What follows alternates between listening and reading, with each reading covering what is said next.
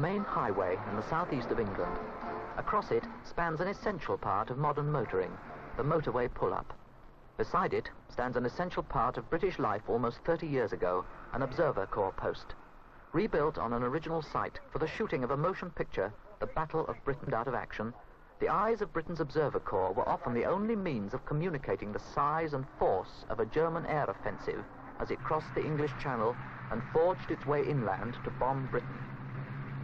Information from observer posts went direct to the sector stations and operation rooms.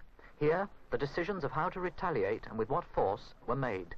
And here, informing, plotting, and following every twist and turn of the battle, worked women.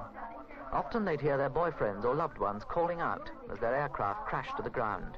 But they carried on, fighting for the survival of their country with odds stacked high against them. One of these women is now Wing Commander Clara Legg. People have asked me whether we were frightened. I remember a few months before the battle started, Lord Churchyard, that wonderful old man, he came down to see us, and there we were in our motley uniforms. And he talked to us like his grandchildren. And he said, "My dears, don't be frightened." And he pointed to a large number of seagulls which were circling around number 1 hangar. And he said, "You see those seagulls? How often do they get you?" I joined in February 40 and was one of the first to be sent down to one of these plotting stations at Tangmere. We were given ghastly clumpy shoes, a hideous pair of grey stockings, a shirt and a tie for the first time in my life, and a mackintosh. There were only 8 of us, and we arrived, and it was just one hell of a game. It was marvellous. The game was soon over. Suddenly a battle for survival had begun. The German Luftwaffe outnumbered the Royal Air Force 5 to 1. Britain's position was desperate.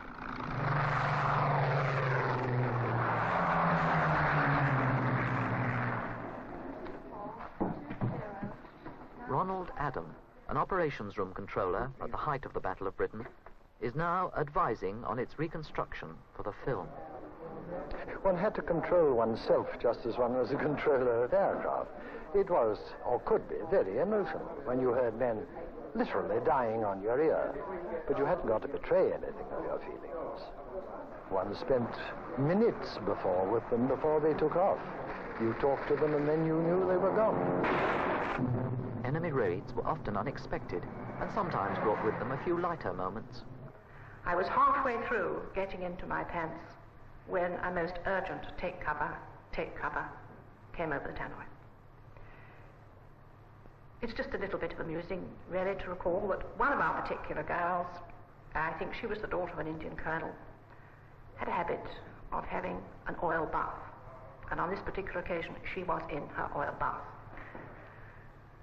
2 girls and myself had quite a business getting her out of her oil bath and persuading her that it was much more important to go down to the shelter.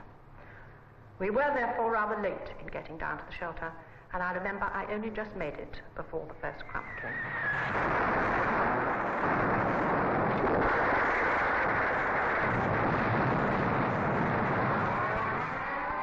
As an operations room controller in the last war, and a pilot in the first, the growing interest in both these wars, especially amongst the young people, seems to me to be most significant.